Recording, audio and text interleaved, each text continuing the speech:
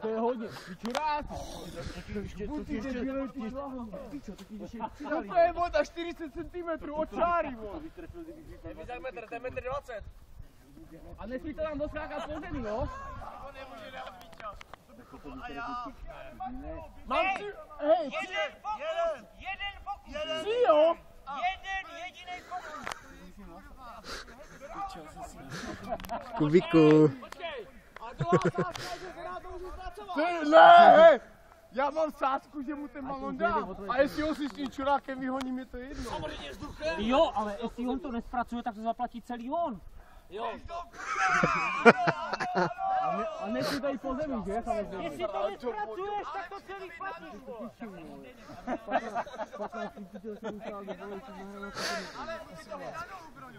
Já jsem říkal, Kuba, vsadím, že ani nedokopne. Já jsem taky říkal. Ale nebo to přepálí, vole, tak bych Ale jestli budeš v offside, vole. Už kopej, Počkej, hej, on to má blízko, Broňo! Hej, on to furt kope k noze, vole. Ale co mele? Jaro, hej, on to kope k noze, vole. Hej, dětku!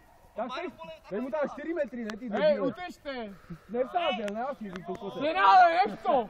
Kubine, do packy, jestli to nespracuje do packy, No to je žmutý, vole. tak platíš ty. To není vzduchem, ne? Tak vole, jak jinak, vole.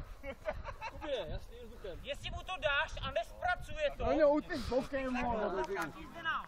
Dětku, baka, máš keramické zuby, už dostali hodně. ale hodně peněz, to je fakt. Ale by...